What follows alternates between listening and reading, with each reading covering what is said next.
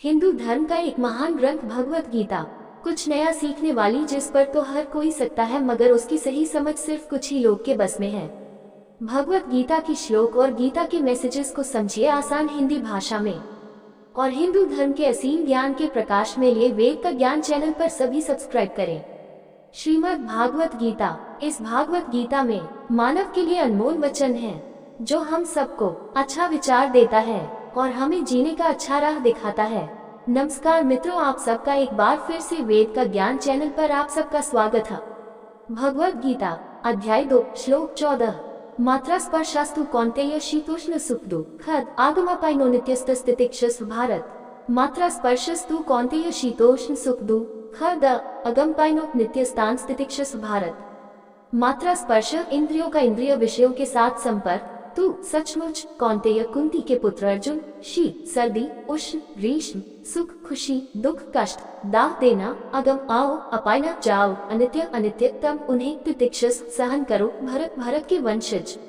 मात्रा स्पर्शस्तु कौन्तेय शीतोष्ण सुख दुःखदः गम्पायनो नित्यस्तम तितिक्षस भारत। अनुवाद। हे कुंती के पुत्र, इंद्रियों और इंद्रिय विषयों के बीच संपर्क सुख और दुख की क्षणभंगुर धारणाओं को जन्म देता है। ये अस्थायी होते हैं और सर्दी और गर्मी के मौसम की तरह आते और जाते रहते हैं। हे भारत के वंशज, मनुष्य को बिना परेशान हुए उन्हें सहन करना सीखना चाहिए।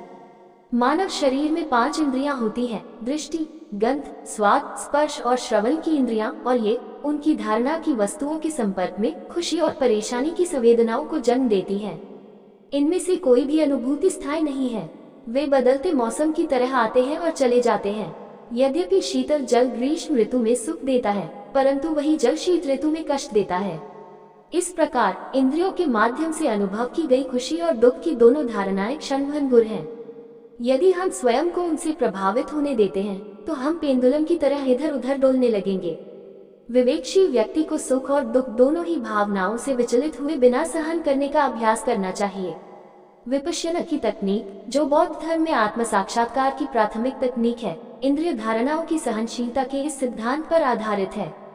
इसका अभ्यास इच्छा को खत्म करने में मदद करता है, जैसा कि 4 महान सत्यों, दुख का सत्य, दुख की उत्पत्ति का सत्य, दुख की समाप्ति का सत्य और निरोध की ओर ले जाने वाले मार्ग का सत्य में कहा गया है। सभी दुखों का कारण यह आश्चर्य की बात नहीं है, ये देखते हुए कि बौद्ध दर्शन विशाल वैदिक दर्शन का एक उपसमूह।